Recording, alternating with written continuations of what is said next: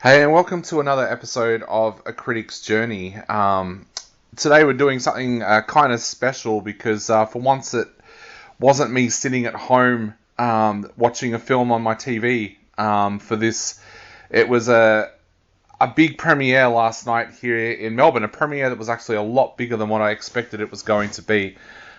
It was for the re-release of Avatar, James Cameron's Avatar, which is still one of the world's highest grossing movies of all time. So I guess this episode feels a little bit different for me because generally, as I said, I'm talking about films that I've gone back and revisited by watching at home. But this time it was a film going back and revisiting it and watching it on a big screen, which is actually something I want to do more of.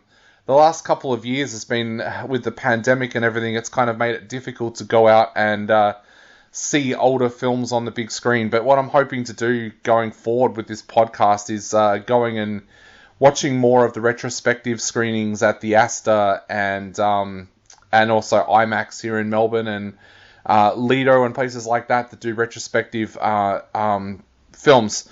So it was good to actually go last night and be able to watch Avatar in 3D on a big screen once again. Because, to be honest, I actually, just before I came on air to record this, I went back and reread my review from Avatar when it first came out in 2009. It made me feel so old seeing it last night because I was an active film critic when this film came out, and was actually went to the media screening of Avatar. I was one of the first people in the world to see it, and I remember the screening a lot because without naming any names, and I know I said sometimes I would talk about these kinds of things that the public don't normally get to hear about. It was the first media screening that we'd had here in Australia where a trailer was shown beforehand. And one of the old school critics cracked it, that they dared to show a trailer before the screening of Avatar. And he actually got up and walked out when the trailer started. It was always stuck in my mind, simply because this guy had a bit of a fiery temper. Ultimately ended up getting kicked off most media lists because of his fiery temper, but on this particular day, he was actually sitting right next to me. He snapped when the trailer started, got up, and what I thought was ironic was the film had started before he even got to the back of the cinema, because he kind of had to gather up his bags and everything. The trailer was actually done by the time he left the cinema. As the great Jim Shembry always says, film media screenings are a privilege. They're not a right. No one has the right to act like that at a film media screening, because publicists and distributors have every right to run those screenings the way they want. So, it was something that always stuck in my mind and made me remember the Avatar screening.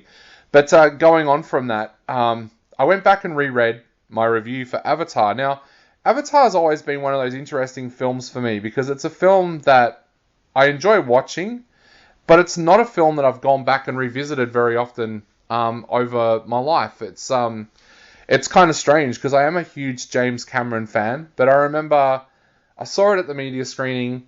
I went and saw it probably a couple of times when it was out in cinemas with friends as well that wanted to go and see it.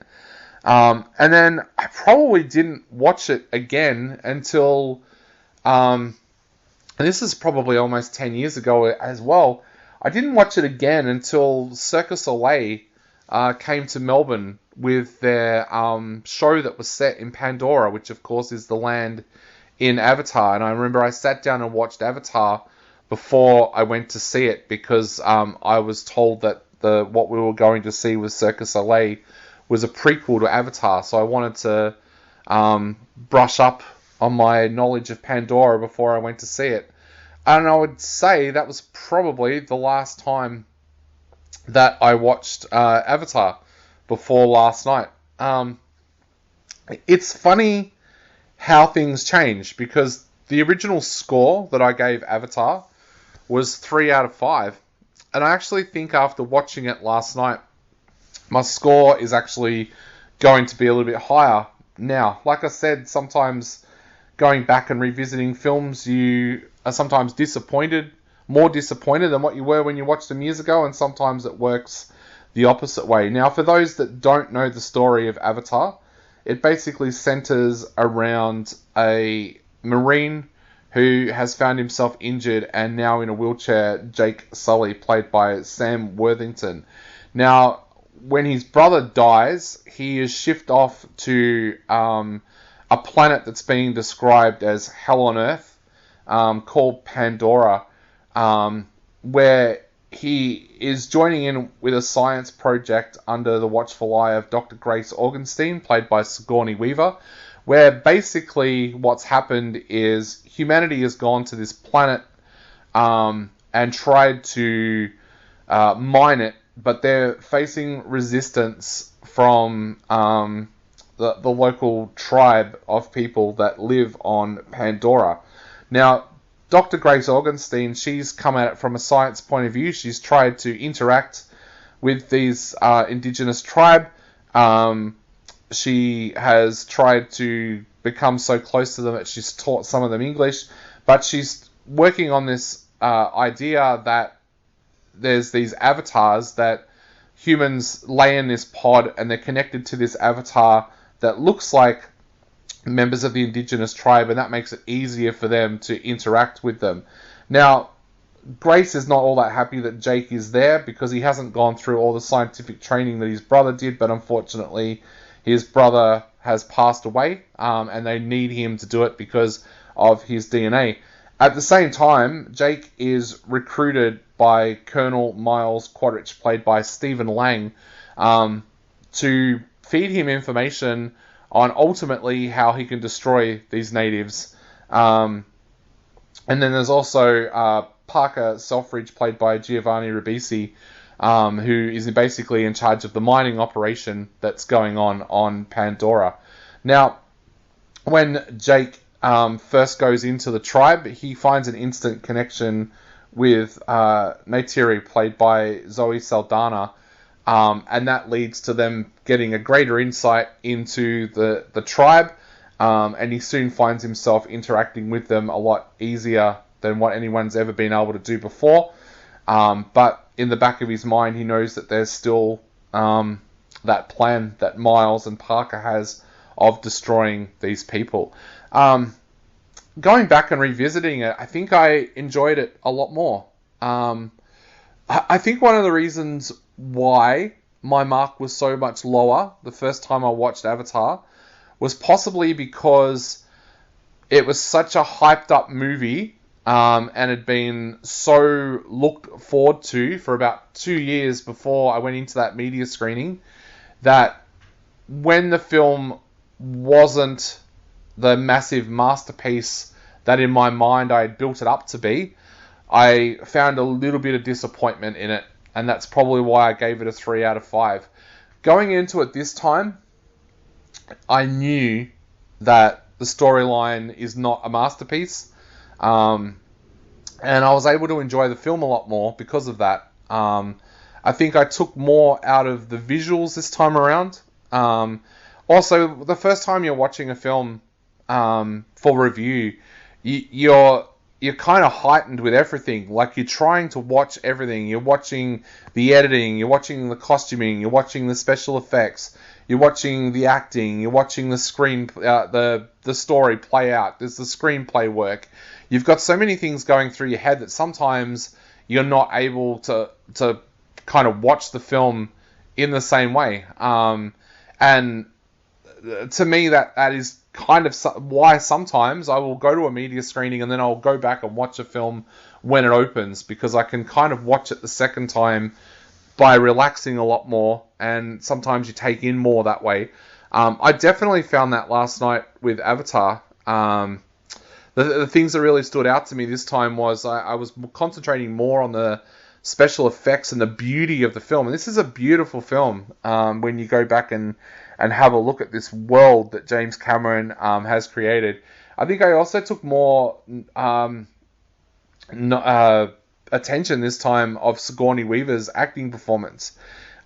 She is a lot better than what a lot of people give her credit for with this film. I also noticed Michelle Rodriguez more this time as well. I think because we've seen her in so many other movies now. I remember when I watched Avatar, I'm a huge fan of the original Resident Evil film, and I was a bit of a fanboy of hers because of Resident Evil and then Fast and Furious. But I think now we've seen her grow as an actress. It was actually interesting to go back and watch this film with her in it, because she's not the all-out action girl in this film. She is the pilot of a helicopter, but there's a soft side to her, and we see that with the way her character plays out in the film, and I think I took more notice of that this time.